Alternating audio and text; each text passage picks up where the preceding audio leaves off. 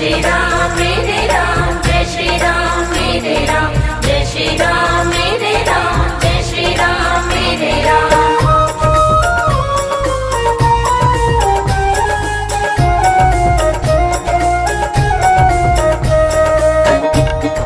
जय श्री राम, जय श्री राम, जय श्री राम। भिलनी करती रस्ता साफ मेरे घर राम पधारेंगे, मेरे भगवान पधारेंगे। भिलनी करती रस्ता साफ मेरे घर राम पधारेंगे, मेरे भगवान पधारेंगे।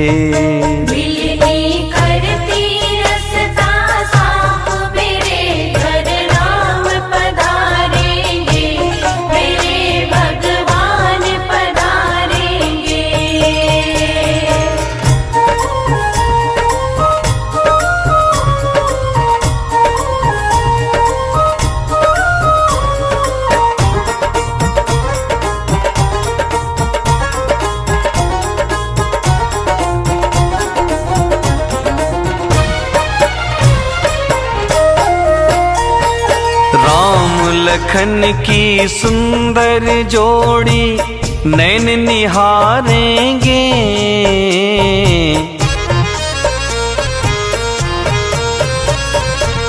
राम लखन की सुंदर जोड़ी नैन निहारेंगे।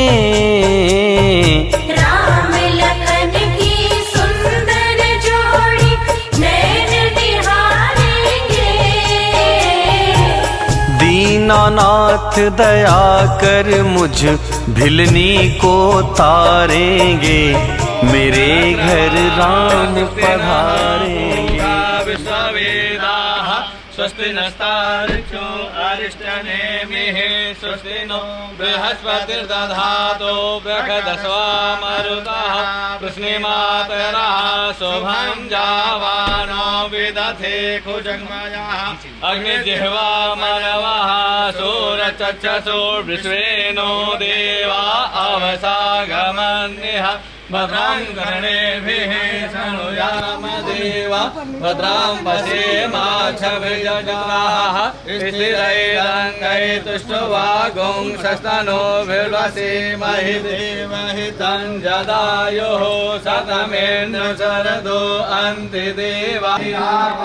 शान्तिलोकधयः शान्तिः वनस्पतयः, शान्तिः सामा शान्तिरेधि जतो यतः शमीहसि ततो नो अभयं कुरु शरणः, उदयपुरुषः पादो से के संग लाग रे,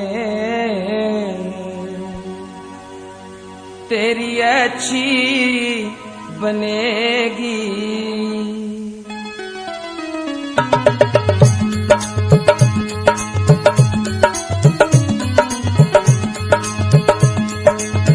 संतन के संग लाग रे, तेरी अच्छी बनेगी।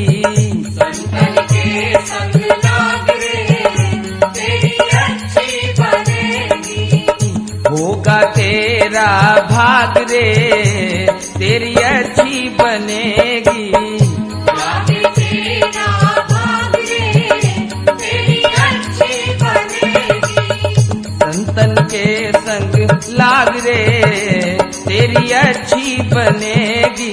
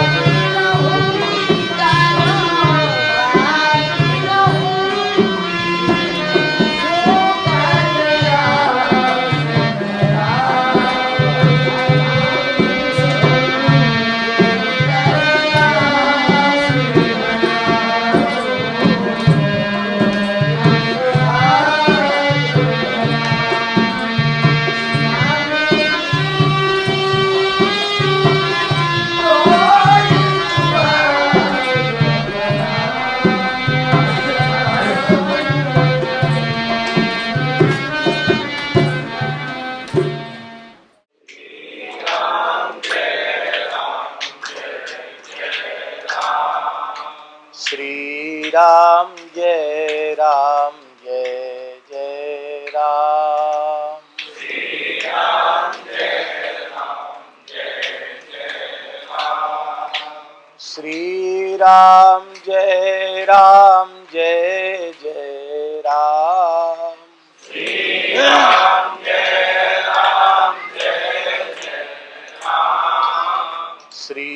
राम जय राम जय जय राम। श्री राम जय राम जय जय राम। श्री राम जय राम जय जय राम। श्री राम जय राम जय जय राम। श्री राम जय राम जय जय राम।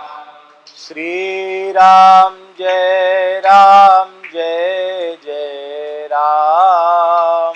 श्री राम जय राम जय जय राम। श्री राम जय राम जय जय राम।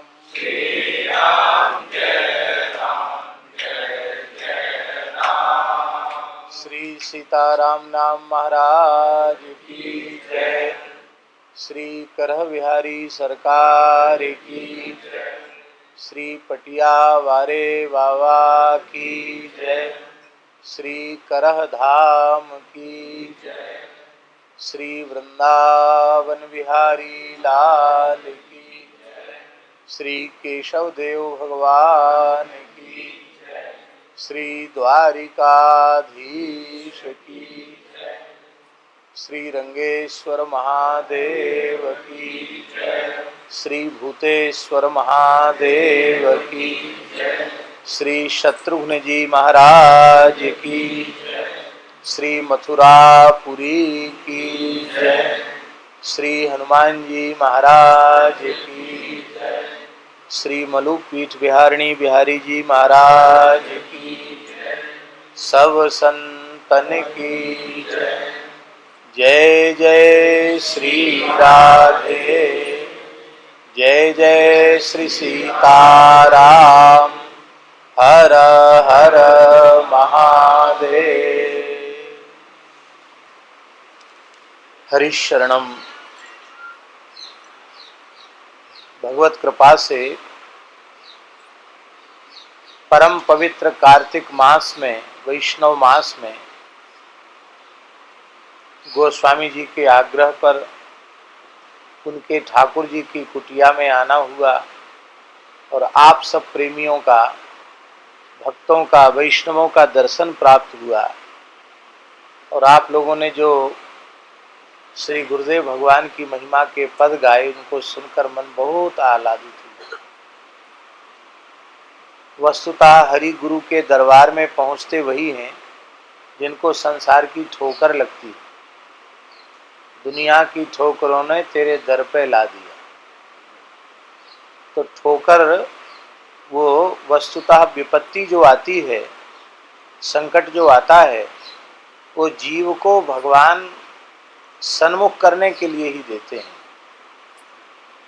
विमुख जीव को सन्मुखता प्रदान करने के लिए भगवान विपत्ति का नाटक करते हैं। विपत्ति होती नहीं है, क्योंकि कह हनुमंत विपत्ति प्रभु सोई, जब तब सुमिरन भजन न होई।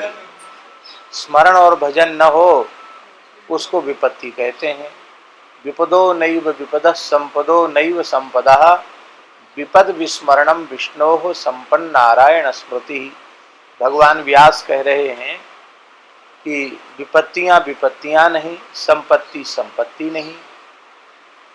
भगवान को भूल जाना यही सबसे बड़ी विपत्ति है, और भगवान की निरंतर स्मृति बने रहना यही सबसे श्रेष्ठ संपत्ति। कुंती माता ने भगवान से कहा कि हे भगवान, विपदा संतु न शश्वत तत्र तत्र जगत गुरु। हे जगत गुरु श्री कृष्ण, आप ऐसी कृपा करें कि हमारे ऊपर विपत्तियां हों, विपत्तियां आवें हमारे ऊपर और वो बनी रहें। विपदा में बहुवचन है, इसका अर्थ है एक विपत्ति दो विपत्ति नहीं, विपत्तियों का अंबार। ऊपर गिरता रहे और मैं विपत्तियों के बोझ से सदा सर्वदा दबी रहूं, विपत्तियों से कभी मेरा छुटकारा ना हो। भगवान ने कहा कि बुआ जी, कहीं ऐसा तो नहीं है कि वाणी से कहना चाहती हो संपत्ति और धोखे से मुंह से विपत्ति निकल गया हो? तो अभी कुछ बिगड़ा नहीं है, सुधार संभव है। कुंती जी बोली, हमने भ्रम में नहीं बोला है, खूब सोच समझ करके विचार करके विपत्तियों के महात्म्य को समझकर हमने कहा है कि आप कृपा करके हमारे ऊपर विपत्तियां दें। विपद संतु। और कैसी विपत्तियां? शाश्वत। शाश्वत का अर्थ है सदा सर्वदा विपत्तियां रही हमें, कभी उनसे छुटकारा ही न हो। कुंती ने अपने जीवन में जितनी विपत्तियां झेली हैं, विपत्ति सही है, संभवतः इतिहास में इतनी विपत्ति किसी ने नहीं झेली होगी। सबसे पहले तो वो मातृ पितृ सुख से वंचित हुई।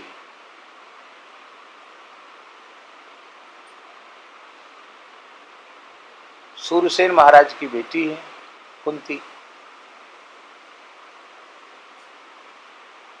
और सूरसेन का प्रेम महाराज कुंती भोज से है। एक साथ गुरुकुल में पढ़ते हैं, घनिष्ठ मैत्री है दोनों में। एक दिन सूरसेन महाराज ने देखा कि मेरे मित्र कुंती भोज के नेत्रों में जल भरा। तो उन्होंने कहा कि अरे आप बड़े दुखी हैं भीतर से, क्या बात है? तो उन्होंने कहा कि हमारे राज्य का कोई उत्तराधिकारी नहीं है और बहुत दिन गृहस्थाश्रम में प्रवेश हुए हो गया तो कोई संतति नहीं। सूरसेन जी ने कहा कि वही स्थिति हमारी भी कोई संतति नहीं है।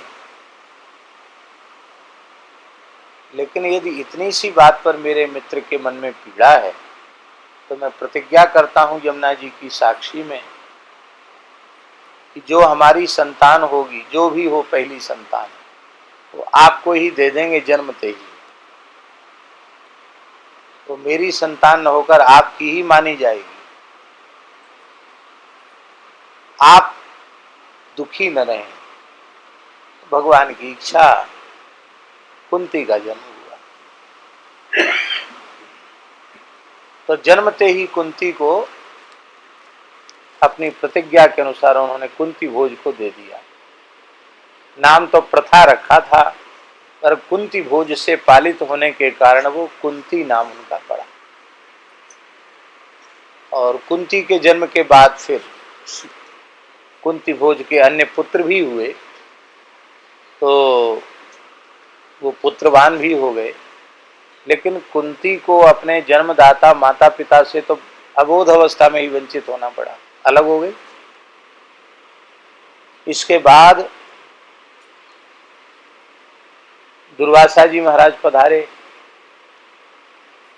दुर्वासा जी का चातुर्मास्य था। उन्होंने कहा भाई 4 महीना हम चातुर्मास्य करेंगे, है कोई भगत जजमान जिसमें हिम्मत हो हमको रखने की? क्योंकि सब जानते हैं दुर्वासा जी अपराध क्षमा नहीं करते हैं, तुरंत दंड देते हैं, श्राप दे देते हैं। तो किसी की हिम्मत नहीं थी जो हाथ जोड़ के कहे महाराज मेरे यहाँ चातुर्मास्य कर लो। पर कुंती महाराज बड़े साधु से भी थे, तो उन्होंने कुंती भोज ने प्रार्थना की कि आप हमारे यहाँ चातुर्मास्य करें कुंतलपुर।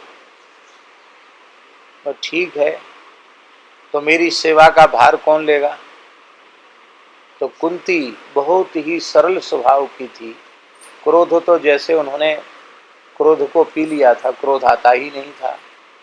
तो उन्होंने कुंती को सेवा का भार सौंपा कि दुर्वासा जी की सेवा का भार तुम्हारे ऊपर है, इनको कोई कष्ट न हो जाए। सब सेवक तुम्हारे अधीन रहेंगे, लेकिन सारी व्यवस्था तुमको देखनी है। तो कुंती ने ऐसी अद्भुत सेवा की। दुर्वासा जी ने कठोर से कठोर परीक्षाएं ली, पर कुंती के चित्त में कभी क्षोभ ही उत्पन्न नहीं हुआ। 4 महीने की परीक्षा में वो उत्तीर्ण हो गई। तो दुर्वासा जी ने कहा कि बेटी, हम तुम्हें ऐसा सिद्ध मंत्र बतलाते हैं कि जिस देवता का स्मरण करोगी वह देवता चाहे जहाँ हो उसको अपने दिव्य स्वरूप से तेरे सामने उपस्थित होना पड़ेगा और तेरे अभीष्ट की पूर्ति करनी पड़ेगी। मंत्र दे करके, मंत्रोपदेश करके दुर्वासा जी महाराज चले गए। कुंती को साधु सेवा का फल मिला, लेकिन अभी कुंती बालिका ही थी कि गवाक्ष से भगवान सूर्य का उदय देखा। तो सूर्य का दर्शन करके मन में हुआ कि सूर्य भगवान देखने में इतने सुंदर लगते हैं, सामने आएंगे, कैसा मुखारविंद है, कैसे हाथ पांव हैं, देखें तो सही। सूर्य का तो केवल प्रकाश का बिंब ही दिखता है।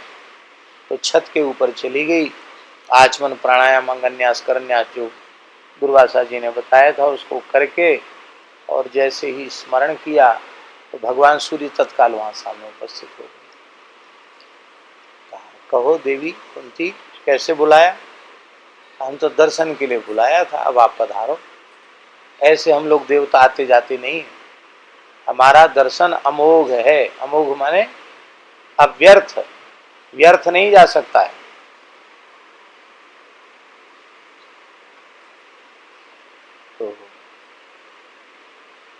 तो मैं तो बालिका हूं, कुछ नहीं जानती हूं, आप जो देना चाहें वो हमको दे दें। तो सूर्य भगवान ने संकल्प किया और उनके संकल्प करते ही कन्या कुंती की गोद में एक छोटा सा बालक प्रकट हो गया, कवच कुंडल युक्त बालक प्रकट हो गया। ऐसा नहीं कि कुंती कोई गर्भिणी भई हो और फिर 9 महीने बाद जन्म हुआ, तो देवताओं का संकल्प था, तत्काल गोद में बालक आ गया। अब वो सूर्य भगवान तो अंतर्धान हो गए, बालक कर्ण को दे करके अंतर्धान हो गए। अब इतनी छोटी बालिका पर तो विपत्ति का पहाड़ टूट पड़ा। वो अपनी सखियों से भी नहीं कर सकती, पिता माता से भी नहीं कर सकती। अब इस बालक को कहाँ ले जाए, कैसे बतावे, कौन विश्वास करेगा सूर्य भगवान ने दिया है। तो फिर उस बालक को कुंती को अपनी सखियों की सहायता से, 2 सखी विश्वास पात्र थी, और एक पेटिका में उसको रख करके, लकड़ी की पेटिका में, पेटी में रख करके रोते हुए कुंती ने विदा किया। हे भगवती यमुना, आप कृपा करके इस बालक का, उस सूर्य के द्वारा दिया हुआ था, तो वो उसके जीवन की सुरक्षा करें। अधिरथ गंगा में स्नान कर रहे थे, यमुना जी के माध्यम से वो गंगा जी में पहुंच गया, और गंगा जी में स्नान कर रहे थे अधिरथ। उन्होंने देखा उनको कोई संतान नहीं थी, तो भगवान सूर्य के भक्त थे, उन्होंने यही समझा कि सूर्य भगवान ने प्रसाद दिया है, बालक को ले गए। तो वो है तो वस्तुतः सूर्य नंदन कुंती पुत्र, लेकिन वो अधिरथ के पुत्र माने गए।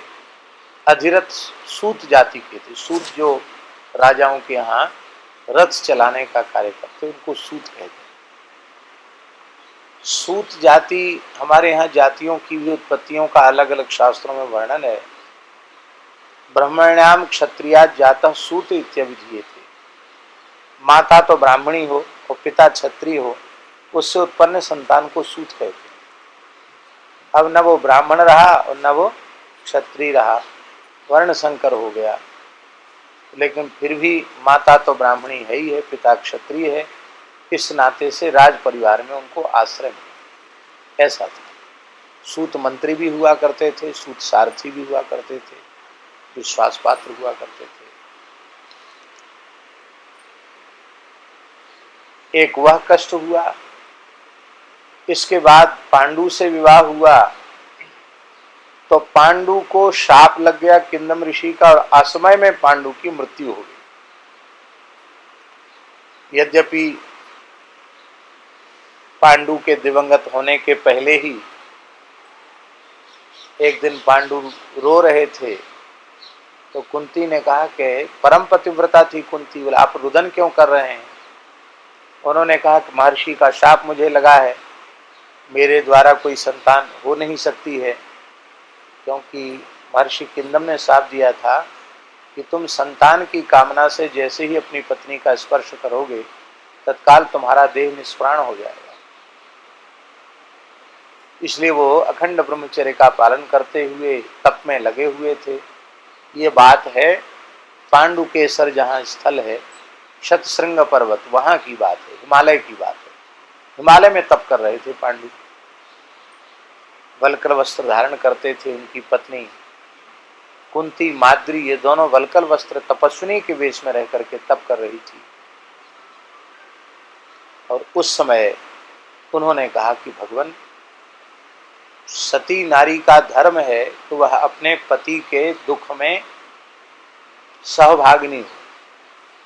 सुख में सहभागिनी होती है तो दुख में भी उसे सहभागिनी होना चाहिए। ऐसा थोड़ी कि सुख सुख में सहभागिनी और दुख के समय तुम जानो तुम्हारा काम जाने, ऐसा नहीं। तो आपके कष्ट को मैं देख नहीं सकती। आपकी आज्ञा हो तो हमको बचपन में दुर्वासा जी ने मंत्र बताया, मेरा सतीत्व भी भंग नहीं होगा, मेरा पातिव्रत्य भी नष्ट नहीं होगा। और इस प्रकार की शक्ति दुर्वासा जी ने हमको दी है कि हम देवताओं को बुलाकर उनके तेज से दिव्य अयोनिज बालक प्राप्त कर सकते हैं। अयोनिज उसको कहते जिनका गर्भ में प्रवेश ही ना हो, उसको अयोनिज कहते। तो पांडु बड़े प्रसन्न हो गए, बोले चलो वंश भी चल जाएगा और अच्छा रहेगा। तो पुत्र जो है धर्मात्मा होना चाहिए, धर्मनिष्ठ होना चाहिए। इसलिए सबसे पहले धर्म, भगवान धर्म का आवाहन करो। तो मूर्तिमान भगवान धर्म प्रकट हो गए और धर्म से कहा कि मैं आपके जैसा पुत्र चाहती हूँ। तब धर्म ने अपनी शक्ति से पुत्र प्रदान किया, वही धर्मराज युधिष्ठिर हुए। पहली संतान को हमारे धर्म शास्त्रों में धर्मज कहा जाता है। क्या कहा जाता? धर्मज। इसलिए पितृकर्म सारे करने का विशेष अधिकार पहले का होता है, क्योंकि वो धर्म के लिए ही उत्पन्न हुआ है। दूसरी संतान को कामज कहते हैं। दूसरी संतान जो होती है उसको क्या कहते हैं? कामज। और पहली संतान को, पुत्र को कहते हैं धर्मज। तो धर्मज के रूप में साक्षात धर्म ही आ गए। पांडु ने कहा कि देखो देवी, ये तो धर्मात्मा है, भजन पाठ पूजा में ही लगे रहेंगे, ये तो क्षमाशील सरल दयावान होंगे। अरे हम लोग क्षत्रिय हैं, चक्रवर्ती राजा हैं, महान योद्धा धनुर्धारी पुत्र, वीर पुत्र चाहिए, अतिरथी वीर हो ऐसा पुत्र चाहिए। ये कौन देगा? बोले देवराज इंद्र भी प्रदान करेंगे। बलवान पुत्र होना चाहिए, धर्मनिष्ठ के साथ बलवान होना चाहिए। तो बलवानों में, देवताओं में सर्वाधिक बलवान वायु है। बलशालियों में वायुदेव सबसे अधिक बलवान है। आज भी देख लो, तूफान जब आता है, इतने किलोमीटर घंटा की रफ्तार से तूफान आ रहा तो बड़ी बड़ी बिल्डिंगें ध्वस्त हो जाती हैं, बड़े बड़े प्रलयकारी तूफान आते हैं, भयंकर से भयंकर तूफान आते हैं, चक्रवात आते हैं। ये तो सामान्य बात है। जिस समय महाप्रलय का काल आता है और जब 49 पवन एक साथ प्रलय काल में जब चलते हैं, पवन देव अपने पूरे वेग से चलते हैं, तो हिमालय जैसे पर्वत सूखे पत्ते के जैसे उड़ते हैं आकाश में। कितना बड़ा हिमालय, कितने बड़े विंध्याचल हिमालय आदि पर्वत ऐसे उड़ते हैं जैसे पेड़ का सूखा पत्ता आसमान में, ऐसे उड़ते हैं आकाश में। कितनी शक्ति है वायु में, अपार शक्ति है, अपरिमित शक्ति है वायु। तो वायुदेव का आवाहन किया, वायुदेव ने कृपा की, भीमसेन का जन्म हुआ। फिर देवराज इंद्र का आवाहन किया तो महान अस्त्र बल से युक्त अर्जुन का जन्म हुआ।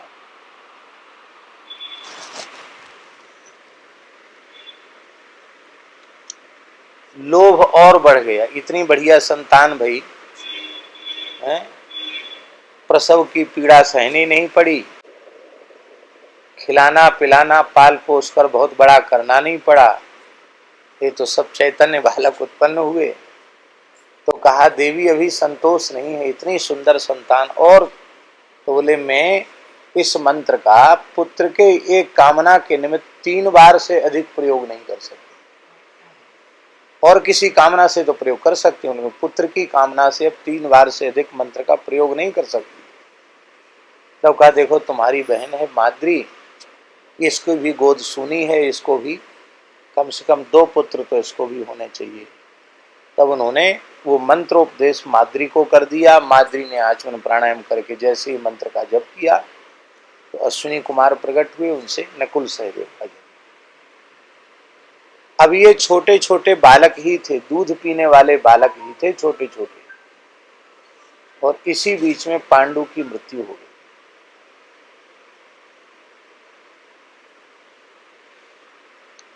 अब विचार करो कि हिमालय का क्षेत्र हो और कोई आश्रय न हो, और केवल अच्छा माद्री तो सती हो गई पांडु के साथ, और सती तो ये भी हो जाती, लेकिन जाते जाते माद्री ने रोते हुए कहा कि तुम भी सती हो जाओगी तो छोटे छोटे बालकों का क्या होगा।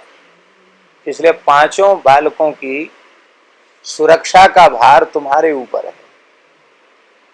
ऐसा ही किया तो कुंती ने अपने हृदय को वज्र करके पति का अनुगमन नहीं किया। अब उत्तराखंड के ऋषि ही अपने योग बल से कुंती के सहित 5 पुत्रों को लेकर के हस्तिनापुर पहुंचे।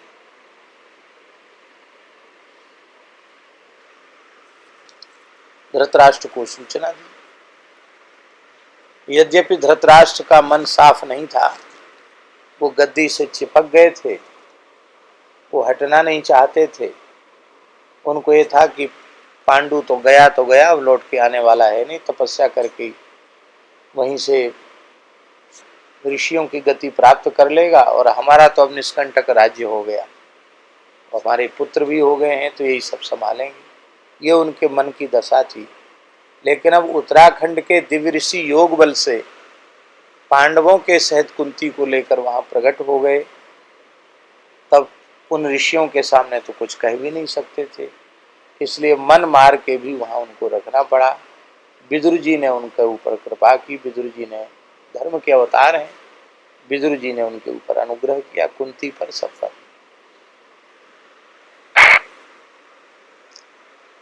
इतने से ही विपत्ति थमी नहीं। पांडवों को बार बार समाप्त करने के षड्यंत्र किए गए। भीमसेन को जहर दे दिया गया, अनेक प्रयोग किए गए, लेकिन भगवान की कृपा से पांडवों की रक्षा होती रही। जब उनका अधिकार उन्हें मिले यह प्रश्न आया तो उनके मूल अधिकार से भी उन्हें वंचित कर दिया गया। शासक तो पांडु थे और सबसे बड़ी आयु थी युधिष्ठिर की, माने सबसे पहले जन्म युधिष्ठिर का है, युधिष्ठिर के बाद जन्म भीमसेन का है, और भीमसेन का जिस दिन जन्म हुआ उसी दिन दुर्योधन का जन्म हुआ। तो वो छोटा भाई है, तो इस दृष्टि से भी देखा जाए तो बड़े युधिष्ठिर का अधिकार था। और गुणों की दृष्टि से देखा जाए, धर्मशीलता की दृष्टि से देखा जाए, विनम्रता की दृष्टि, सद्गुणों की दृष्टि से देखा जाए तो युधिष्ठिर ही अधिकारी थे। युधिष्ठिर को अधिकार नहीं दिया गया। मुख्य अधिकार युधिष्ठिर को मिलना चाहिए और दुर्योधन आदि को थोड़ा थोड़ा अधिकार मिलना चाहिए था, लेकिन उनको अन्यायपूर्वक भूमि दी गई। कौन सी भूमि दी गई? कोई गांव नहीं, कोई नगर नहीं, कोई खेत खलिहान नहीं, खांडव वन। संस्कृत में खांडव कहते हैं झाऊ को, हिंदी में कहते हैं उसको झाऊ, संस्कृत भाषा में कहते हैं खांडव। तो झाऊ का जंगल दिया। और अब तो जमुना किनारे झाऊ खत्म हो गई।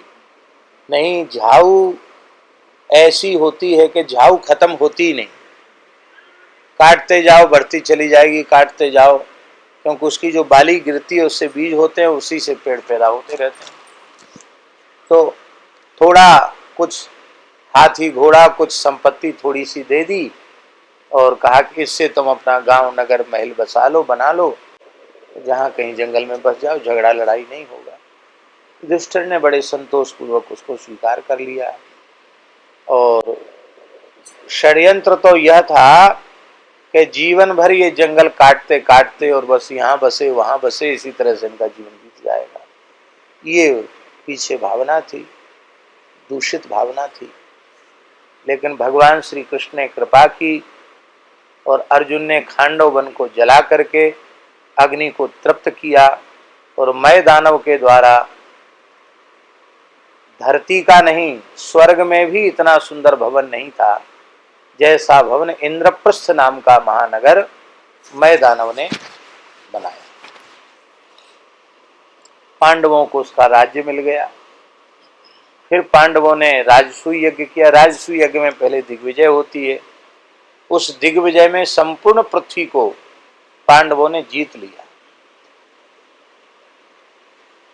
तो वीर भोग्या वसुंधरा, अपने आप ही वो चक्रवर्ती सम्राट हो गए।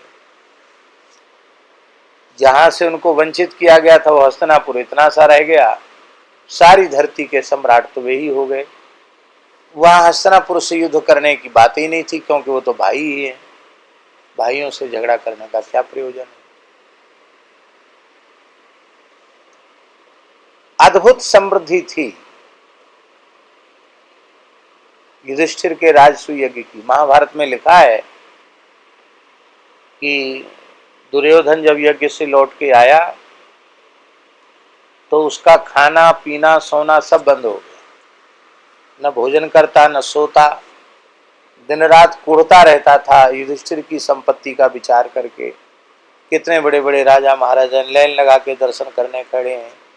भगवान श्री कृष्ण ऐसे नौकर की तरह डोल रहे हैं इधर से उधर। भैया ये तो बहुत आगे बढ़ गए। वो देख नहीं सकता था, जला भीतर ईर्ष्या बहुत थी उसके भीतर। धृतराष्ट्र को पता चला कि ये खाता पीता नहीं है, शरीर कमजोर होता जा रहा, दुर्बल हो रहा है। तब धृतराष्ट्र ने पूछा कि क्या बात है, तुम भोजन भी नहीं करते हो, विश्राम भी नहीं करते हो, किसी से पूछने पर कुछ बोलते नहीं हो, कौन सी बीमारी हो गई है। उसने कहा बीमारी का इलाज नहीं है, क्योंकि वो अपनी मानसिक बीमारी है। हम युधिष्ठिर की समृद्धि को देखकर दिन रात जलते रहते हैं। उसको कैसे भी नीचा दिखाना चाहता हूं, तब तक मेरी आत्मा में शांति नहीं है।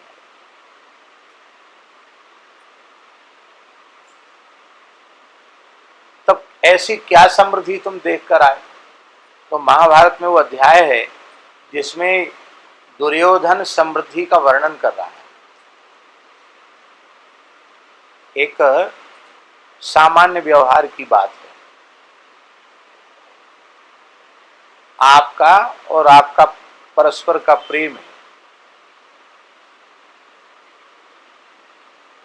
तो आप इनकी बड़ाई करोगे तो मुक्त कंठ से करोगे, खुल के करोगे, करोगे कि नहीं। अब कुछ बढ़ा चढ़ा के भी करोगे, करोगे कि नहीं। अब मान लो आपकी इनसे शत्रुता है तो आप बढ़ा चढ़ा के करोगे। बुराई तो कर सकते हो, लेकिन गुणों की प्रशंसा, जिसके प्रति ईर्ष्या का भाव, शत्रुता का भाव होगा, उसके गुणों की प्रशंसा बढ़ा के नहीं की जाती, जो है उसको भी कम कर दिया जाता है। तो उसने कहा दुर्योधन ने कि महाराज पिताजी, समृद्धि का तो क्या कहें। कितने लोगों का भोजन होता था वहां, ब्राह्मणों का, संतों का, ऋषियों का। बोले एक बार की पंक्ति में 10 लाख लोग बैठते थे भोजन करने। कितने लोग? 10 लाख।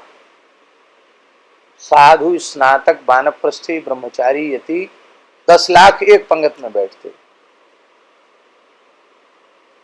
और सबको स्वर्ण पात्रों में भोजन कराया जाता। क्या? सोने के थाल, सोने के लोटा, कटोरा, गिलास, सब सोने का। और इसके बाद हाथ जोड़कर कहा जाता था महाराज अब इतने बर्तन मांजने की व्यवस्था नहीं है, आप लोग जो भोजन के बर्तन हैं अपने साथ ही ले जाएं। सब सोने चांदी के, सब चांदी तो थी नहीं, सोने ही सोना, सब उठा के ले जाओ। दक्षिणा ऊपर से अलग, वस्त्र अलग, और जब 10 लाख की पंगत उठ जाती थी तो शंख बजाया जाता था। एक पंगत हो गई, फिर दूसरी पंगत तैयार। तो धृतराष्ट्र पूछता कितने बार शंख बजता था, तो दुर्योधन रो करके कहता है कि मैं पिताजी क्या बताऊं, मैं तो सवेरे से लेकर रात तक शंख ही सुनता था, दिन भर शंख बजता था।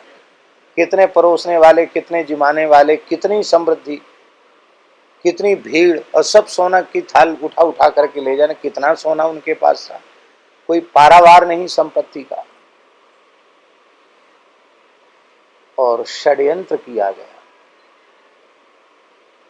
यज्ञ के, राजसूय यज्ञ के अभिवृत स्नान से जिस द्रौपदी के केश भीजे हुए थे, वशिष्ठ, विश्वामित्र, परशुराम, अत्रि, गौतम, कश्यप और कृपाचार्य जैसे महान वेदज्ञ, भगवान वेदव्यास जैसे महान वेदज्ञ ऋषियों ने जहां मंत्रोच्चार पूर्वक अभिषेक किया हो, आप विचार करो, वो पवित्र केश पास उनको घसीट करके लाया गया। युद्ध से तो जीत नहीं सकते थे, इतनी शक्ति ही नहीं थी, तो बल से नहीं तो छल से सही। आओ भाई, आओ पांडे जी, आओ इधर आ जाओ, यहाँ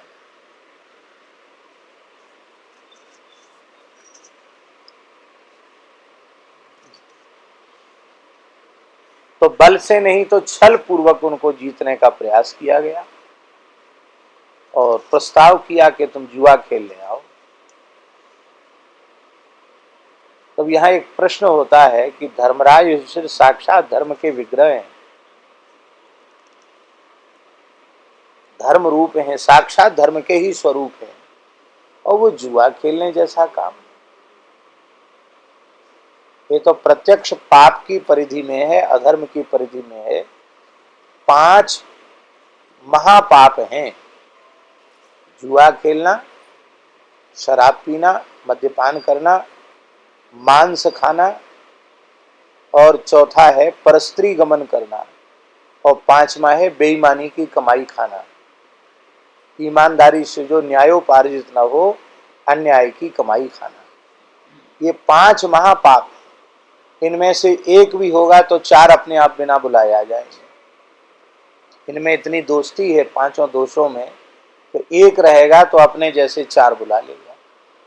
फिर धर्मराज युधिष्ठिर के द्वारा जुआ खेला जाना, ये तो समझ में नहीं आता है कि इतने बड़े धर्मात्मा के द्वारा ये अधर्म की क्रिया क्यों हुई। तो उसका कारण यह था कि इसमें भी युधिष्ठिर धर्म का ही आचरण कर रहे थे, क्योंकि शास्त्र की आज्ञा है, मातु पिता गुरु प्रभु की बानी, बिनहि विचार किए शुभ जाने। माता पिता और गुरु, इनकी बात, इसमें विचार मत करो, वे जो कहें उसको जो आज्ञा करके करने लग जाओ। बिनहि विचार किए शुभ जाने, शुभ जान करके। इसलिए जुआ खेलने का पाप युधिष्ठिर को नहीं लगा। आप बड़े हैं तो आप हमें अनुचित आज्ञा देते हैं, तो उस अनुचित आज्ञा देने का पाप आपको भोगना पड़ेगा, आज्ञा पालन करने वाले को नहीं भोगना पड़ेगा।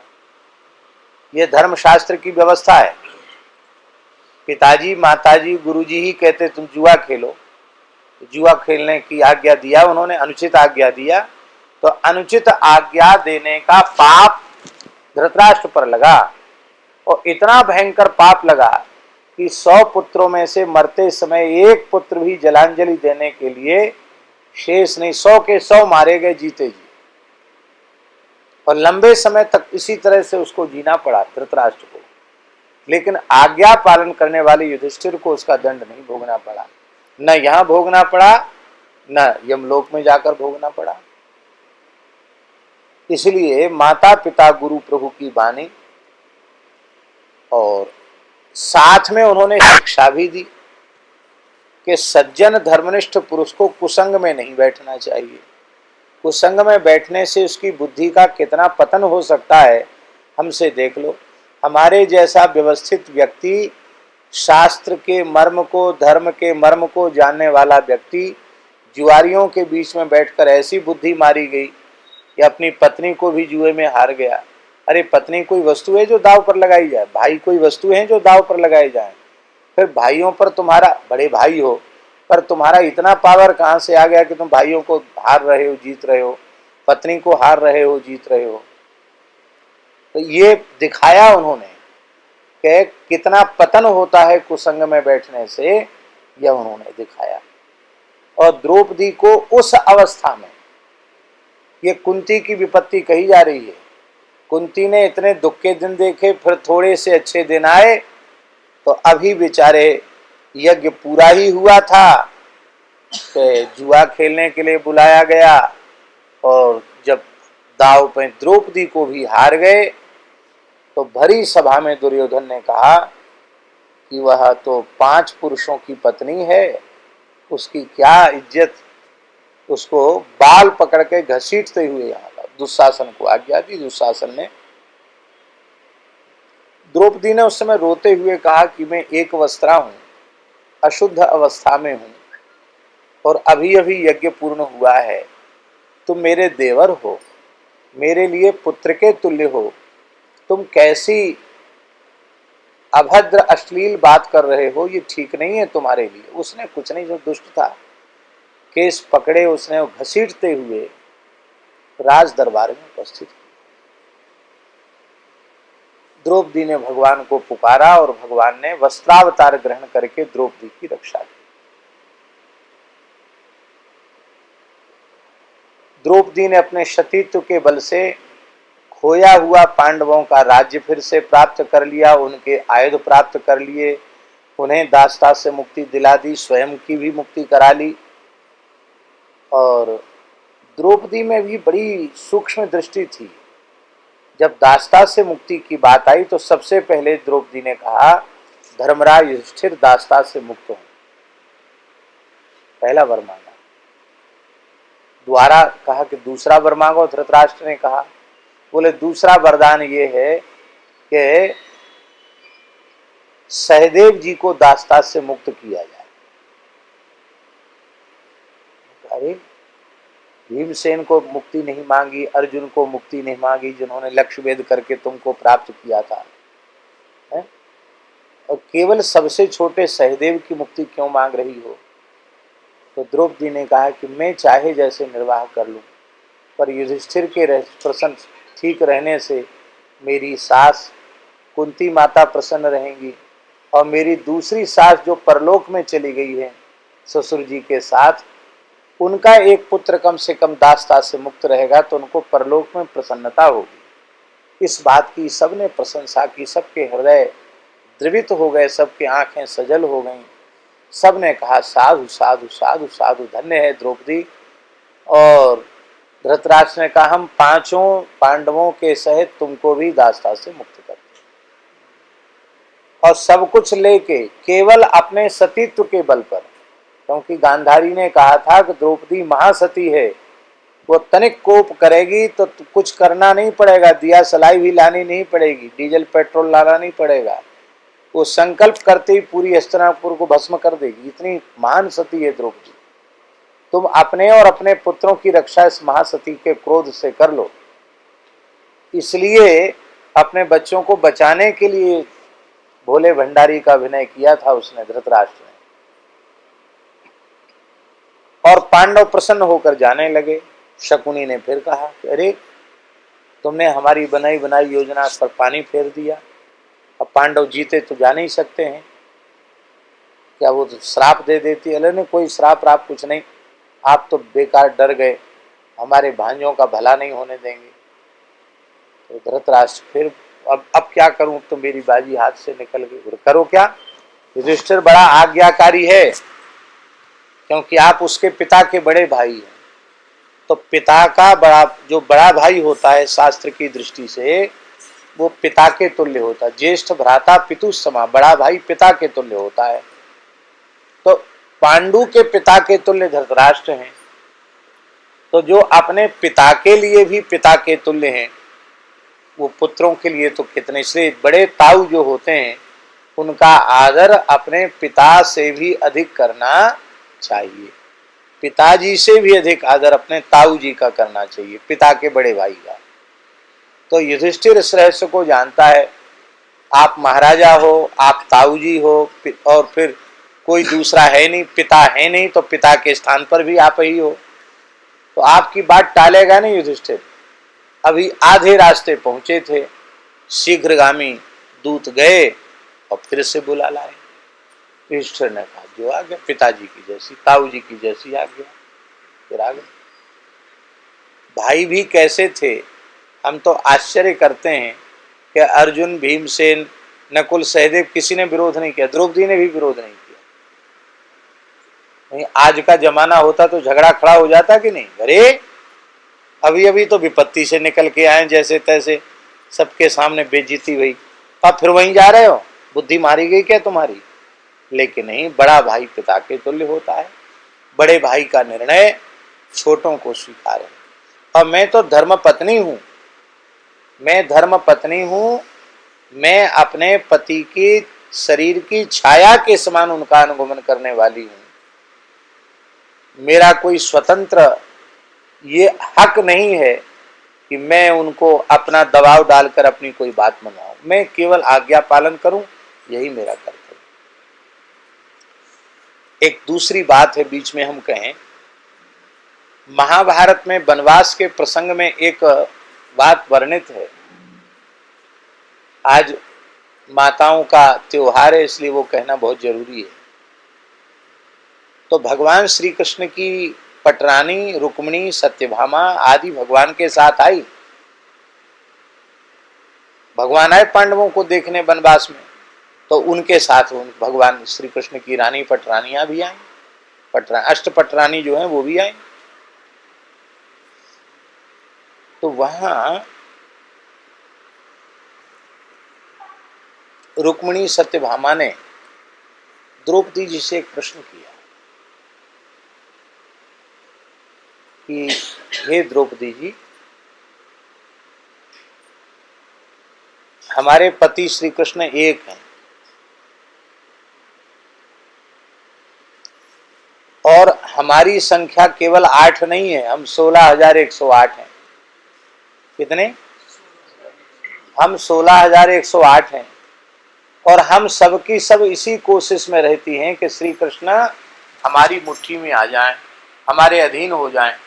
लेकिन हम 16,108 दिन रात प्रयत्न में लगी रहती हैं, श्री कृष्ण हमारी मुट्ठी में अब तक नहीं आए। ये सर्वतंत्र स्वतंत्र परमात्मा है। लेकिन तुमने कौन सा जादू टोना तंत्र मंत्र कर दिया है कि तुम अकेली हो और 5 तुम्हारे पति हैं, लेकिन जब देखो तब तुम्हारे मुंह की तरफ देखते रहते हैं। तुमने ऐसे लगता है इनको बस में कर लिया। तो क्या ऐसा हमको भी बताओ, हम भी बस में करना चाहती श्री कृष्ण को।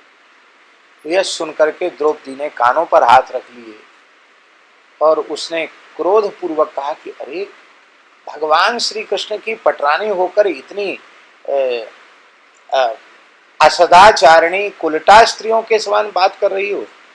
जो स्त्री तंत्र मंत्र जादू टोना आदि करके अपने पति को अपने बस में करके और अपनी इच्छा की पूर्ति कराना चाहती है, उसको नरक में भी ठौर नहीं मिलता है। तब वहां का पूरा अध्याय पढ़ने योग्य है, जहां द्रौपदी कहती है कि किन मेरे आचरणों के कारण मेरे पति मेरे, वो कहती मैंने आज तक कभी क्रोध पूर्वक अपने पतियों को उत्तर नहीं दिया।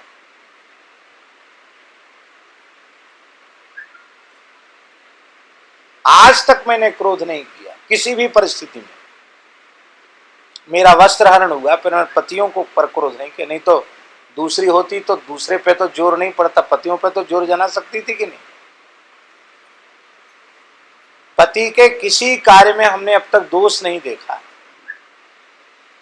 तो जिन लक्षणों के कारण, जिस पातिव्रत के कारण ये मेरे अधीन है, बस यही है और कुछ नहीं है।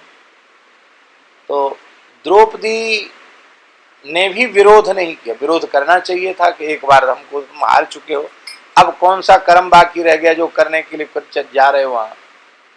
लेकिन युधिष्ठिर के पीछे पीछे सब वहां गए और अब की बार यह बात जरूर रखी गई, भाई देखो एक बार ऐसी विपत्ति तो आ चुकी है, अब ये दाव पर लगाने की अब दूसरे तरीके का जुआ होगा। क्या होगा? बोले जो हार जाएगा उसको 12 वर्ष का वनवास और 1 वर्ष का अज्ञातवास भोगना पड़ेगा, और अज्ञातवास की अवधि में यदि वह पहचान में आ जाता है तो फिर 12 वर्ष का वनवास, 1 वर्ष का अज्ञातवास। योजना ऐसी थी कि जैसे सूर्य को छिपाया नहीं जा सकता, 5 पांडव तो 5 सूर्य के समान हैं, ये जहां रहेंगे वो छिपेंगे तो है नहीं, पकड़ में आ जाएंगे, पकड़ में आ जाएंगे तो जीवन भर इनका जंगलों में ही कट जाएगा। युधिष्ठिर ने प्रस्ताव को स्वीकार किया और वो तो माया के पासे थे, तंत्र मंत्र के पासे थे, और शकुनी उस माया के पासों का जानकार था। उसने बस वही इसी ढंग से पासे को अपनी विद्या का प्रयोग करके फेंका कि दुर्योधन की जीत हो गई और युधिष्ठिर की हार हुई। गोस्वामी जी, सबसे भारी अन्याय ये था,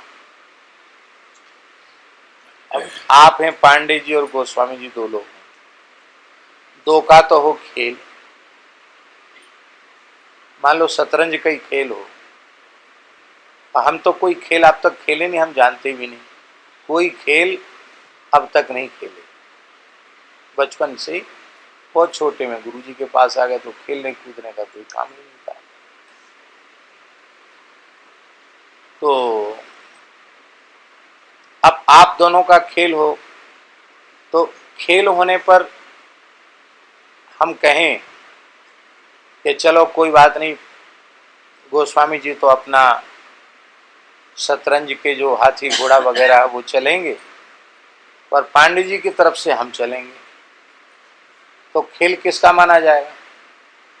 किसका माना जाएगा? इनका आपका माना जाएगा, हमारा आपका माना जाएगा? हैं? चलने वालों का ही माना जाएगा। तो इतना घोर अन्याय वहां हुआ। होना ये चाहिए था भाई, कौरवों की तरफ से शकुनी चल रहे पासे,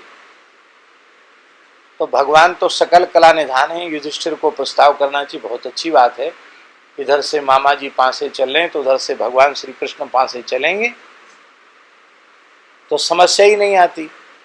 वो तो खाली तमाशा देख रहे हैं 100 कौरव, तो पासा चल रहा है शकुनी, और सीधे साधे युधिष्ठिर को, पांडवों को नीचा दिखाया जा रहा है।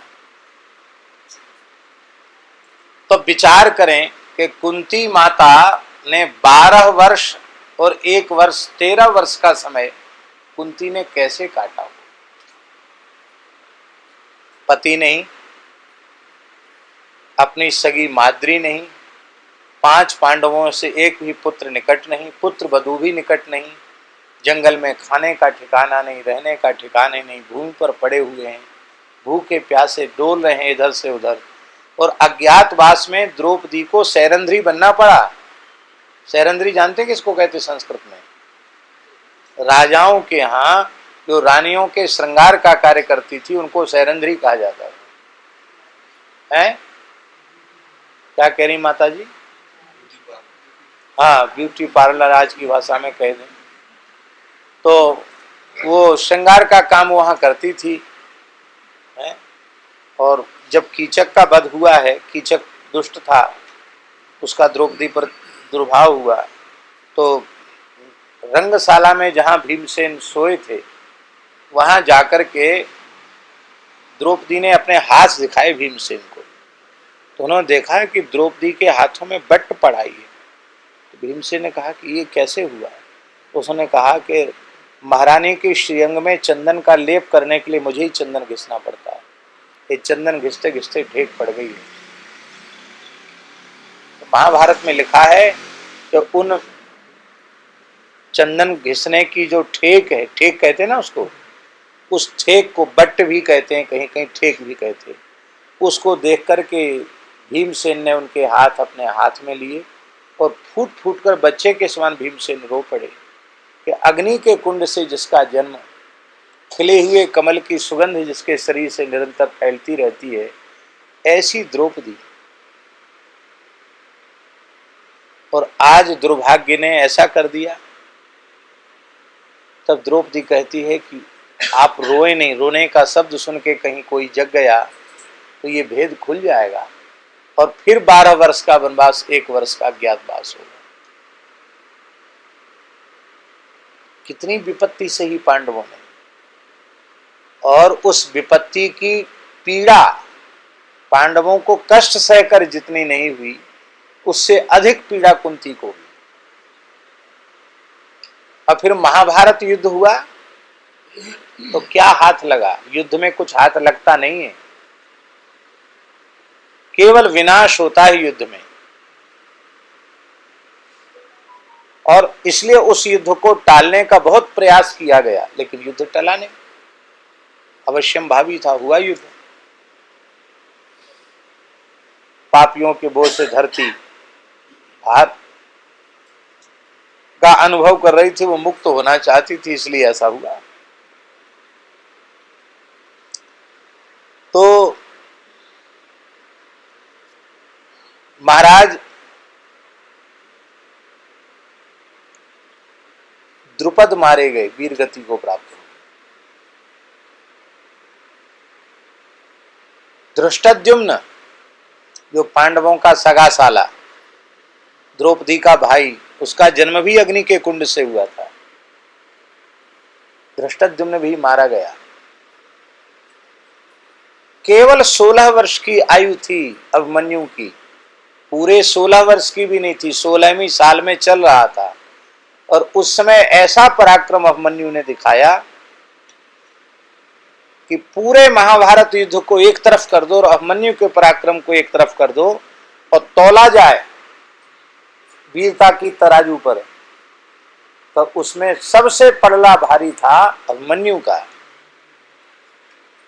बड़ा विलक्षण महाभारत में वर्णन है, उसको युद्ध को देखकर सूर्य चंद्र भी चकित हैं, आकाश के देवता ऋषि मुनि यक्ष गंधर्व किन्नर चकित हैं कि जब से ये सृष्टि बनी है तब से अब तक ऐसा कोई महावीर पैदा नहीं हुआ। आयु कितनी है? 15 साल के हो गए पूरे, 16वीं में लगे हैं। वो ही मारे क्यों गए? इस बात को भी उसने कहा, तुम्हें क्यों मारा गया? अन्याय तो था ही, पर जाते जाते पत्नी ने रो करके उत्तरा ने कहा कि आप युद्ध में जा रहे हैं और मैं स्नान करके पवित्र हुई हूं।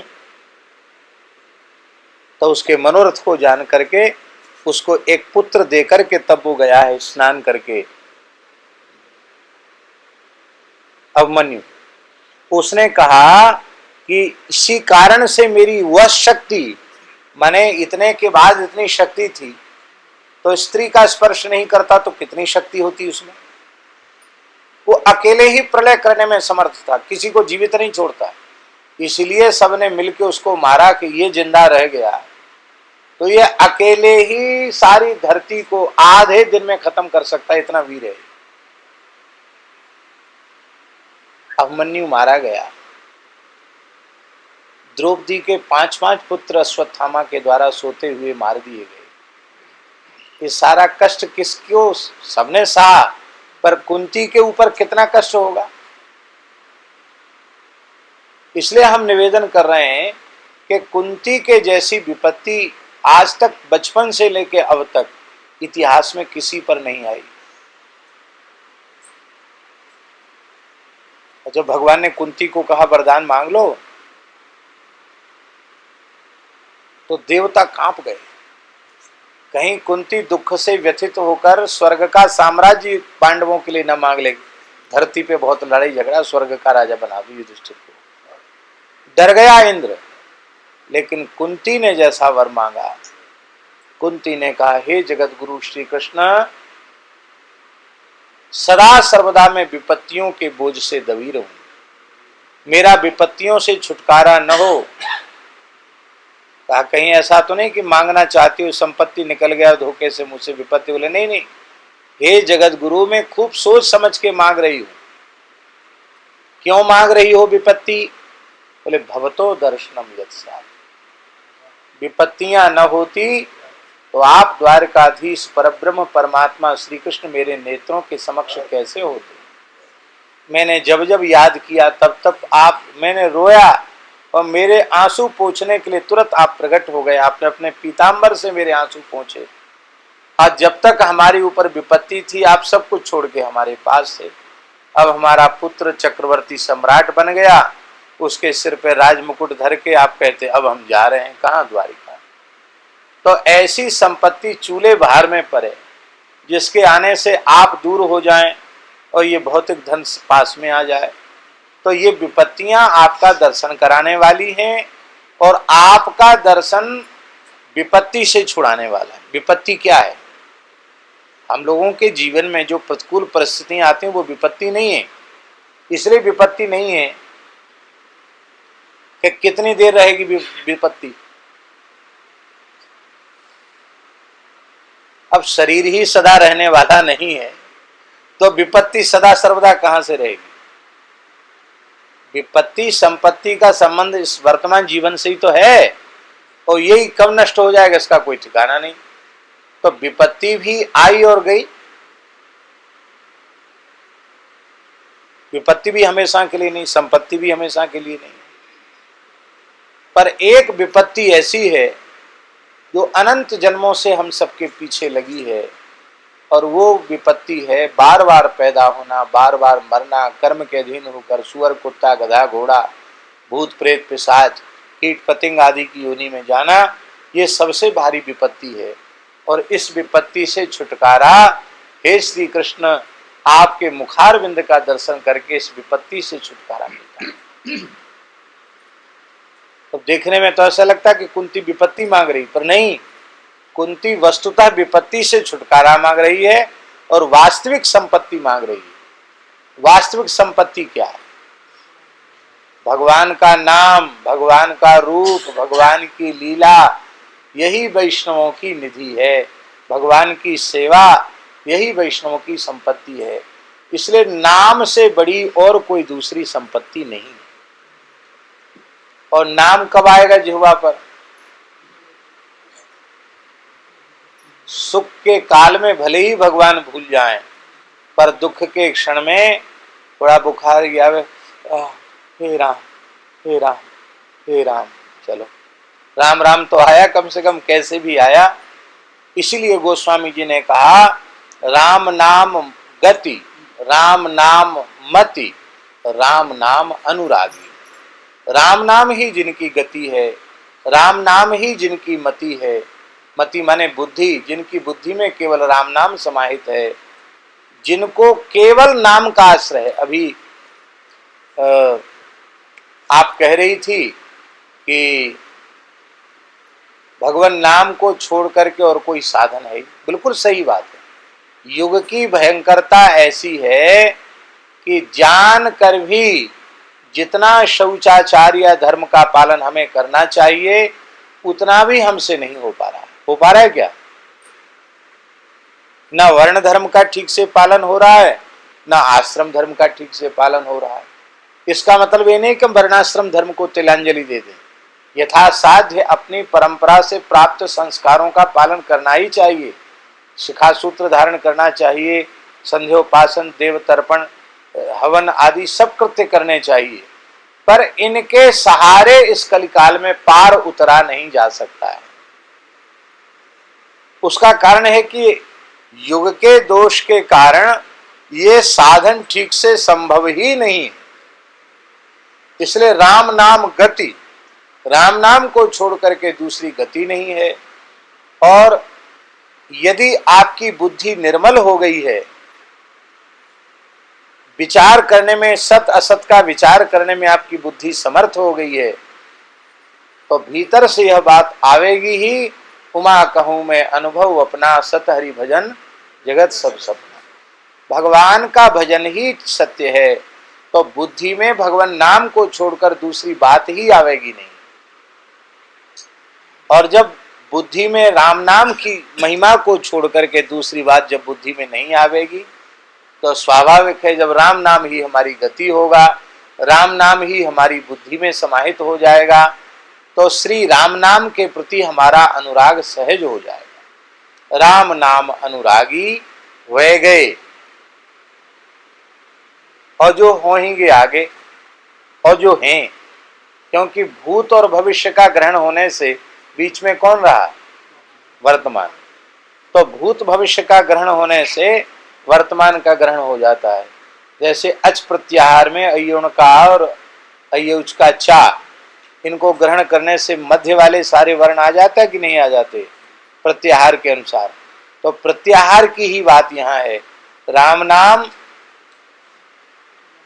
गति राम नाम मति राम नाम अनुरागी हुए गए, ऐसे जो हो चुके हैं अथवा जो आगे होंगे, इसका मतलब और जो अभी हैं। राम नाम गति राम नाम मति राम नाम अनुरागी हुए गए, जे होंगे आगे तेई गणयत बड़भागी। जो हैं और जो आगे होने वाले हैं वे ही भाग्यशाली कहलाते हैं, क्योंकि भगवान का नाम कल्याणानाम निधानम कलिमल मथनम पावनम पावनानाम पाथेयम यन्मुमुक्षो सपदि परपद प्राप्तये प्रस्थितस्य विश्रामस्थानमेकं कविवरवचसां जीवनं सज्जनानां बीजं धर्मद्रुमस्य प्रभवतु भवतां भूतये राम नाम। श्री हनुमान जी महाराज का ये मंगलाचरण है। हनुमान जी हनुमान नाटक ग्रंथ जो हनुमान जी की रचना है, उसमें हनुमान जी कह रहे हैं कि राम नाम आप सबका कल्याण करे। राम हनुमान जी हम सबको आशीर्वाद दे रहे हैं कि समर्थ श्री रघुनाथ जी का राम नाम आप सबका कल्याण करे। कैसा राम नाम? तो राम नाम के सब विशेषण है। कल्याणानाम निधानम, जो कल्याणों का खजाना है। कल्याणानम में बहुवचन है, माने कल्याणकारी जितने साधन हैं वो सब राम नाम से ही उत्पन्न है। कल्याणों का जो खजाना है, कलिमल मथनम, कल्याणकारी साधन हमसे क्यों नहीं बन पाते हैं? क्योंकि कलयुग के दूषित प्रभाव से, मल से हमारी बुद्धि मलिन हो रही है। तो वो मलिनता कैसे दूर होगी? तो कलिमल मथनम, राम नाम ही कलिमल का मथन करेगा। और कैसा है राम नाम? पावनम पावना नाम, जो पावन हो चुके हैं उनको पवित्र करने वाला है। अब यहां प्रश्न है कि अपावनों को पवित्र करे ये कहना तो उचित है, और पवित्रों को पवित्र करे ये कहना कहां तक संगत है? यहां हनुमान जी के कहने का भाव क्या है? हनुमान जी के कहने का भाव ये है कि जो जप तप आदि कठोर साधन करके पवित्र हो चुके हैं, निष्पाप हो चुके हैं, उनके जीवन में फिर से मलिनता नहीं आवेगी, इसकी कोई गारंटी है? कोई गारंटी? बड़े बड़े धर्मात्मा भी नीचे गिर जाते हैं। तो उन साधनों में निष्पाप बनाने की शक्ति तो है, पर द्वारा पाप नहीं बनेगा ये गारंटी वे साधन नहीं ले सकते। पर श्री राम नाम महाराज, उनमें इतनी शक्ति है। मलुकदासी महाराज की एक साखी है, वो कहते राम नाम एक रति पाप के कोटि पहाड़, ऐसी महिमा नाम की जारी करे सब छार। इतना पवित्र अंतःकरण हो जाता है राम राम करने से कि सारे पाप तो नष्ट हो ही जाएंगे, वह इतना पवित्र हो जाएगा कि फिर द्वारा कभी उसके जीवन में अपावनता आवेगी, इसकी कोई संभावना कभी होगी ही नहीं। पावनम पावनानाम पाथेयम यन्मुमुक्षो सपदि परपद प्राप्तये प्रस्थितस्य। यन्मुमुक्षो पाथेयम, भगवान की प्राप्ति के पथ पर जो भाग्यशाली जीव चलना चाहते हैं, जिनको ये बात समझ में आ गई है कि भगवान ने हमें कृपा करके मनुष्य अपने चरण कमलों की प्राप्ति के लिए ही बनाया है, तो उनका पाथेय क्या है? पाथे जानते किसको कहते हैं? पाथे माने होता है जिसके सहयोग के बिना हम अपने मुकाम तक न पहुंचे, उसको पाथे कहते हैं। साथ में भोजन लेके चलें, वो वही पाथे, भूखे प्यासे कहाँ मरेंगे, बगल में तोसा तो कौन को भरोसा। इसलिए अपने पास कुछ खाने पीने का रहना चाहिए। और टिकट नहीं होगा तो कैसे रेल में बैठोगे, बस में कैसे बैठोगे, गाड़ी में पेट्रोल डीजल नहीं होगा तो गाड़ी चलेगी कैसे, हैं? तो चाहे वाहन हो, चाहे टिकट हो, चाहे कलेवा हो और चाहे शरीर की शक्ति हो, ये सब जिसका, चाहे शरीर का आश्रय लेकर, चाहे धन का आश्रय लेकर, वाहन का आश्रय लेकर या भोज्य पदार्थ का आश्रय लेकर हम अपने लक्ष्य तक पहुंचते हैं। जहां भी हमको अयोध्या जी जाना तो हम अयोध्या जी तक पहुंचते हैं। तो अयोध्या जी तक पहुंचने के जो उपकरण हैं उनको क्या कहेंगे संस्कृत में? पाथेय। पाथेय माने पथी, पथी माने मार्ग, मार्ग की को तय जिनके द्वारा किया जाए उसको पाथेय कहते हैं। तो भगवत प्राप्ति का जो पथ है उसका एकमात्र पाथेय राम नाम है। आप जीवन भर चाहे जो कुछ करते रहो, राम राम नहीं किया आपने, चाहे त्रिकाल संध्या नहीं 6 काल संध्या करो, और चाहे खूब बड़े बड़े कठोर व्रत तप आदि करो, राम नाम यदि आपने नहीं लिया, राम राम चलते फिरते उठते बैठते सोते खाते पीते जगते निरंतर भगवान के नाम का आश्रय नहीं लिया गया है, तो आप भगवान तक पहुंच नहीं सकते। भगवान तक पहुंचने की बातें तो कर सकते हैं और भगवान तक नहीं पहुंच सकते। दीपक की बातें करने से अंधेरा दूर होगा, दीपक जलाने से अंधेरा दूर होगा। ऐसी केवल बातें करने से कुछ नहीं मिलेगा। राम राम कितना आप करते हैं। एक महापुरुष थे गोस्वामी जी, वृंदावन में, पूज्य श्री मोटे गणेश जी वाले महाराज, भगवत प्राप्त महापुरुष थे। हम भी उनके चरणों में कभी कभी जाते थे। बहुत उच्च कोटि के महात्मा थे। तो उनके पास कोई जाता था, उनके पास कोई जाता था किस दृष्टि से? महाराज हमको कोई साधन बता दीजिए, हम भगवान से मिलना चाहते हैं। तो एक बात कहते थे, प्राय संत ही जाते थे उनके पास, सामान्य लोगों से तो बात नहीं करते थे, तो छिपे हुए महापुरुष थे। पर जिनको तनिक मन में वैराग्य है, भगवत प्राप्ति की व्याकुलता, वही लोग जाते थे। वो कहते थे, स्वामी जी टल्ल मारने से कुछ नहीं होगा, जेब में कानी कौड़ी नहीं है, बात करोड़ों की करते हो, धक्के खाओगे जी धक्के, ऐसा बोलते थे। इसका अर्थ है कि हमारे पास फूटी कौड़ी न हो और करोड़पति अरबपति खरबपतियों के बीच में हम करोड़ों की बात करें तो लोग क्या समझेंगे? यही समझेंगे कि इसका दिमाग गर्म हो गया है। एक कहावत है पुरानी कि तन पे नहीं लत्ता, जा पहुंचे कलकत्ता। क्या बोले? करोड़ों का काम करने आए, शरीर पे कपड़ा नहीं, पैर में जूती चप्पल भी। तो वो कहते थे कि ये बातें तुम जो बना रहे हो कि हमको भगवान की प्राप्ति चाहिए, हैं, इसके लिए तुम्हारे पास पूंजी क्या है? जेब में कानी कौड़ी, मतलब राम नाम की पूंजी तो तुम्हारे पास है ही नहीं, और बातें करोड़ों की कर रहे हो। तो जो ऐसे वैसे हैं वो तो आपको बहुत आदर देंगे, बड़े भक्त हैं, रो रहे हैं, लेकिन हमारे जैसे लोगों के सामने आओगे तो धक्का दे के निकाल दिया जाएगा। इसलिए पहले साधन करो तब बात करो हमसे। क्या करते हो? सवेरे से उठने से लेके कितने बजे उठते हो, कितने बजे सोते हो, कितना जप करते हो, पहले ये बताओ। सो ये सब टाइम फिर सो जाते। तो कहते थे ये पाखंड यहाँ नहीं चलेगा, द्वारा आना नहीं है हमारे पास। फिर भी वो द्वारा चला जाता तो प्रसन्न हो जाते थे, फिर उसको साधन भी बताते थे। झूठ उनके सामने चल नहीं सकता था। वो बड़े उच्च कोटि के महात्मा। तो ये पाथे माने जेब में कानी कौड़ी नहीं है, बात करोड़ों की करते हो, तो क्या होगा? पागल माना जाएगा तुमको, धक्के देके निकाल दिया जाएगा संतों की सभा से। क्योंकि राम नाम भगवान के चरणों तक पहुंचने का एकमात्र साधन राम नाम है। पाथेयम यन मुमुक्षो सपदि परपद प्राप्तये प्रस्थितस्य।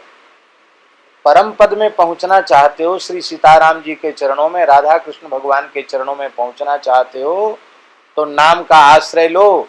वही पाथेय है, वह ऐसा पाथेय है कि इसी शरीर से इसी जन्म में तुम्हें भगवान की प्राप्ति हो जाएगी। जन्मांतर की प्रतीक्षा नहीं करनी पड़ेगी।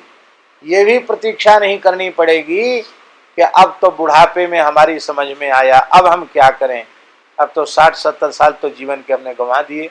अरे 60-70 साल नहीं, खट्वांग राजा को पता चल गया कि मेरी आयु केवल 48 मिनट की है, और 48 मिनट में ही भगवान का नाम लेकर कीर्तन करते करते भगवान के धाम को चला गया। इसलिए किसके पास कितना समय है कोई ठिकाना नहीं है। इसलिए जब से होश आ जाए तभी से निश्चय कर लो, प्रातः काल उठने से लेके सोने तक राम राम राम राम राम राम राम राम, श्री सीताराम श्री सीताराम श्री सीताराम, अथवा जो नाम आपको भगवान का अत्यंत प्रिय लगता हो वही। राम नाम की बात हम इसलिए कहते हैं कि ये इतने सीधे साधे सरल हैं राम जी, उनका नाम इतना सरल है कि बुढ़ा बालक सब कोई राम राम कर सकते हैं। लेने की दृष्टि से ये सबसे सरल है, इसलिए राम राम करने की बात कही जा रही है। पाथेयम यन्मुमुक्षो सपदि परपद प्राप्तये प्रस्थितस्य। और एक बात और विशेष कही जा रही, विश्राम स्थान में एकम कविवर वचसाम जीवनम सज्जनानाम। आप चारों वेद कंठस्थ कर लो, 18 पुराण कंठस्थ कर लो, सारी स्मृतियां कंठस्थ कर लो, सारे धर्मशास्त्र कंठस्थ कर लो, और संसार के सर्वोपरि विद्वान बन जाओ, फिर भी आपको चैन नहीं मिलने वाला है, आपको विश्राम मिलने वाला नहीं है। विश्राम कहाँ मिलेगा? तो विश्राम स्थान में एकम कविवर वचसाम। व्यास वाल्मीकि को विश्राम राम नाम में ही मिला। अंत में विश्राम कहाँ मिला? भगवान के नाम में विश्राम मिला। तो विश्राम स्थान में एकम कविवर वचसाम, व्यास वाल्मीकि को भी विश्राम देने वाला राम नाम है।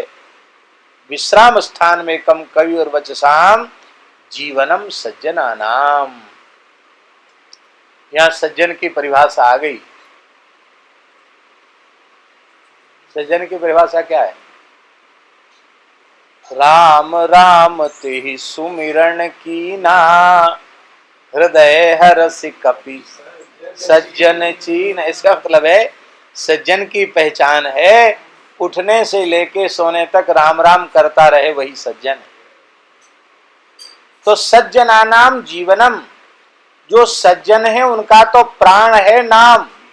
वे बिना भोजन के रह जाएंगे, बिना जल के रह जाएंगे, बिना श्वास के रह सकते हैं, पर बिना भगवान नाम के जी नहीं सकते। उनको कोई कहे कि तुम्हें तीनों लोगों का वैभव संपत्ति दी जा रही है, आधे क्षण के लिए भगवान का नाम भूल जाओ, वो सारे ब्रह्मांड की संपत्ति पर ठोकर मार दे, पर आधे क्षण के लिए भी भगवान को न भूले, उसी को सज्जन कहते हैं। तो ऐसे सज्जनों का प्राण, ऐसे सज्जनों का जीवन भगवान का नाम। जिन भाग्यशालियों ने दर्शन किया है, पूज्य करह वाले महाराज जी ऐसे झूमते रहते थे। हिरत स्नेह मगन सुख अपने, नाम प्रसाद सोच नहीं सपने। ऐसे लगता था उनके रोम रोम से भगवान का नाम प्रकट हो रहा है। विश्राम स्थान मेकम कविवर वचसाम जीवनम सज्जनानाम। और नाम कैसा है? बीजम धर्म द्रुमस्य, धर्म रूपी वृक्ष का बीज है राम नाम। बीज जानते हैं? बीज माने क्या होता है?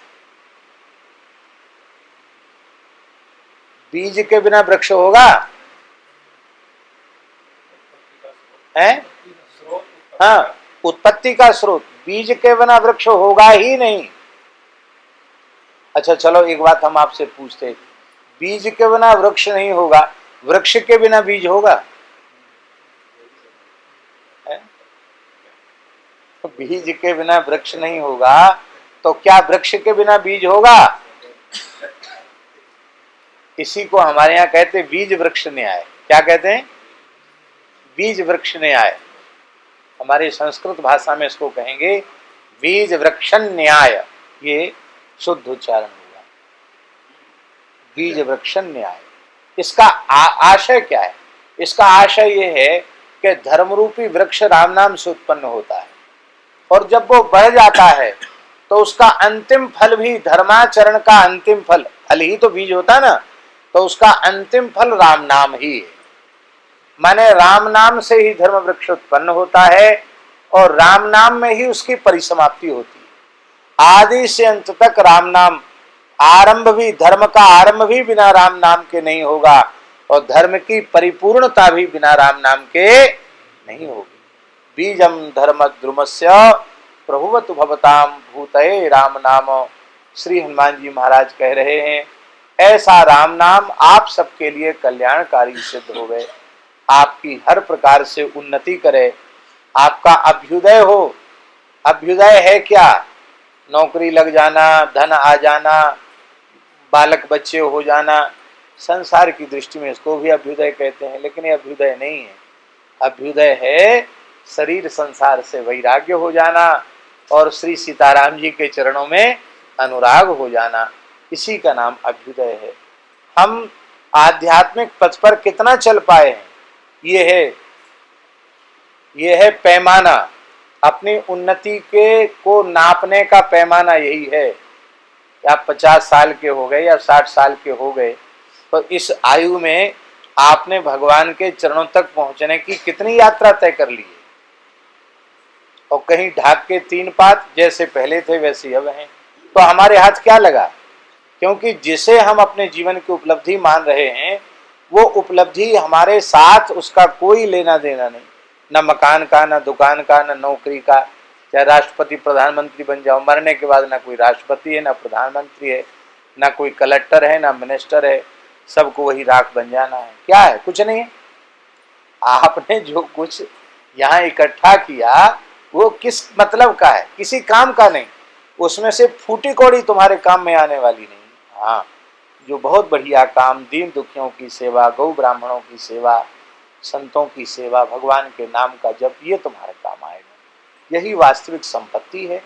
ऐसा अपने मन में अच्छी प्रकार से अनुभव करना, यही है भूति। क्या है? प्रभुवत भवताम भूतये, आपकी आध्यात्मिक उन्नति करने वाला नाम होवे। आध्यात्मिक उन्नति होवे, इसका मतलब क्या भौतिक उन्नति न होवे? अच्छा, एक बात है, किसान जो खेती करता है वो भूस के लिए करता है कि अन्न के लिए? है? भूस के लिए तो नहीं करता, पर भूस उसको मिल जाता है कि नहीं मिल जाता? बिना चाहे भूस मिलता कि नहीं मिलता? ऐसे ही आध्यात्मिक उन्नति हो जाएगी तो भौतिक उन्नति क्या है? अच्छा, एक बात बताओ, पटिया वाले बाबा कहाँ आके बैठे? घोर जंगल में एक पटिया पे बैठे। क्या उन्होंने अपने जीवन में कभी संकल्प किया कि ईंटा पत्थर इकट्ठा हो जाए, भोज भंडारा हो? कभी संकल्प किया? अच्छा, महाराज जी ने संकल्प किया?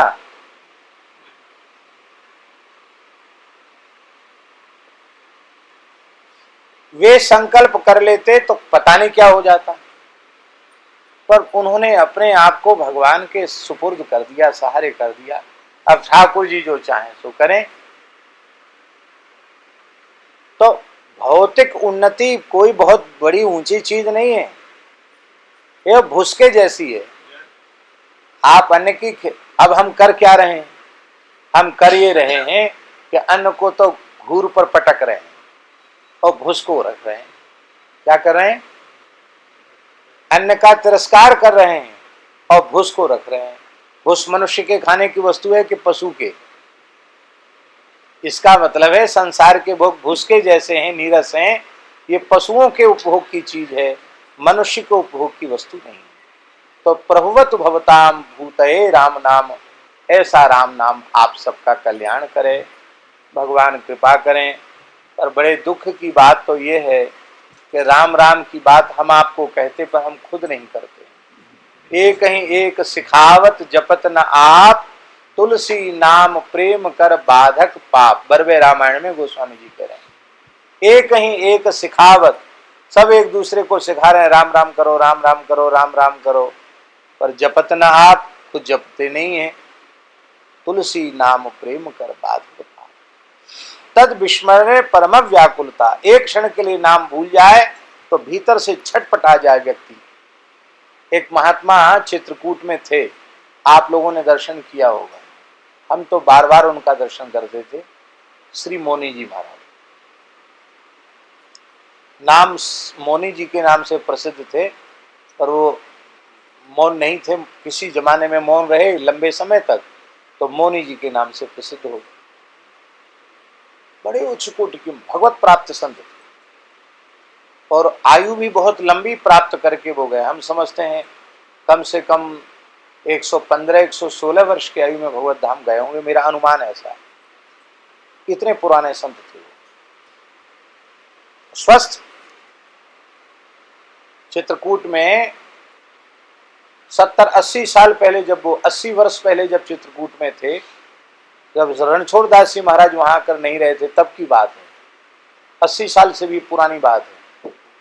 वो आ रहे थे सती अनुसुईया से, और उस जमाने में तो बड़े शेर वगैरह बहुत थे, तो बबर शेर आ गया और वो इतना खूंखार शेर था कि कोई महात्मा वहां से निकल भर जाए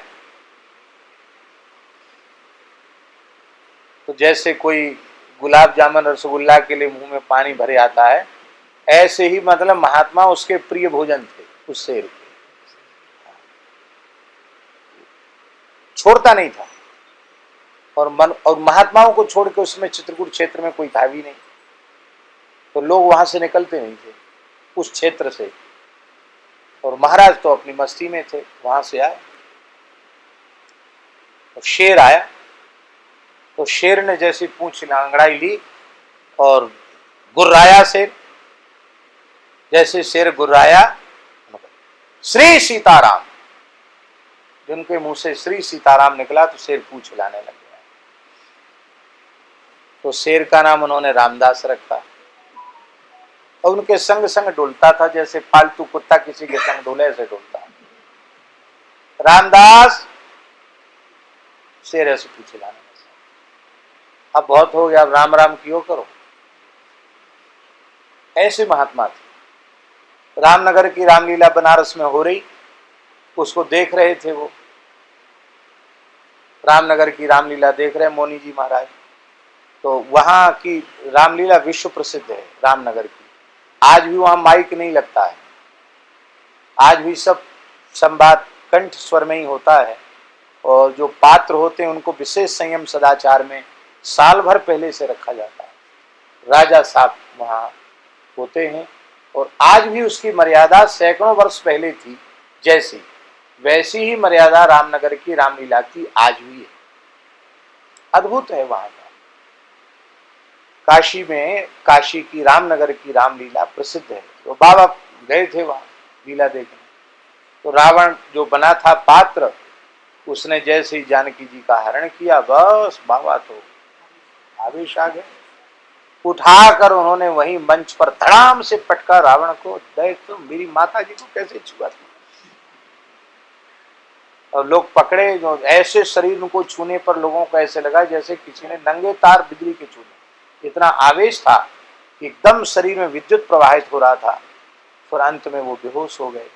तब जाके लीला नहीं हो पाई, उस दिन बाबा को उठा के ले जाना पड़ा। हमारी कथा चित्रकूट में पंजाबी भगवान के यहाँ हो रही और मेरे मुंह से कोई बात निकल गई, करुणा के प्रसंग की बात निकल गई। अब महाराज मौनी जी तो बालक के जैसे रोने लगे। 3 दिन 3 रात तक रोते ही रहे।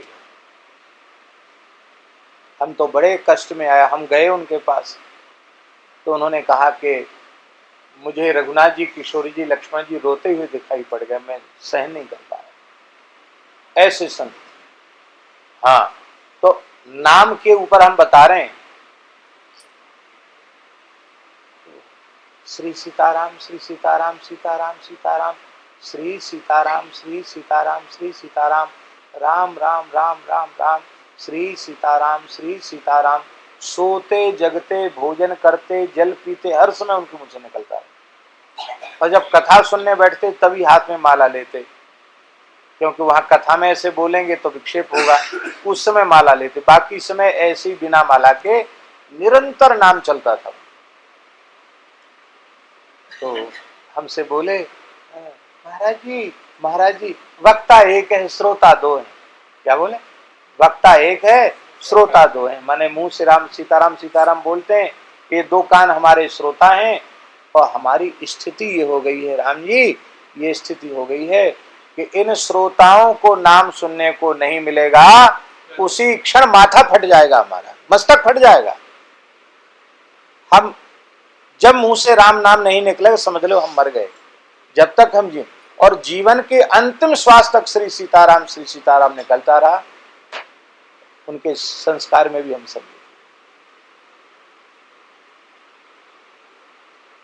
तो क्या ठाकुर जी की लीला, जब हम वहां चित्रकूट गए उनके पास बैठते थे काफी देर तक, तो हमारे मन आया कि वो चरण नहीं धुलवाते थे, छूने भी नहीं देते थे जल्दी, और पहले से ही प्रणाम कर लेते थे। हमारे मन में आया कि महात्मा चैन के चरण धोने। मैंने कि महाराज जी हमको एक चीज चाहिए। हाँ हाँ तुम जो कहोगे सो देंगे। हमने कहा हम आपका चरण धोना चाहते हैं। श्री सीताराम हम तो ऐसी साधारण मनुष्य हैं, वो सब कुछ नहीं चलेगा, अब अपने आपको देना पड़ेगा। तो उनका चरण हमने धोया, अभी भी जल रखा है उनका चरण धोया। और उसके बाद गए तो उनका शरीर पूरा हो गया, उनके संस्कार में हम सब। तो ये है, इस तरह से हमारा हो कि हम बिना नाम के जी न सकें, बिना नाम के रह न सकें। ये यदि जीवन में आ गया तो समझ लो कब अंतिम जन्म है। ये नहीं आया तब तक भटकते रहो बार बार। श्री सीताराम जी महाराज की जय। श्री राम जय जय राम।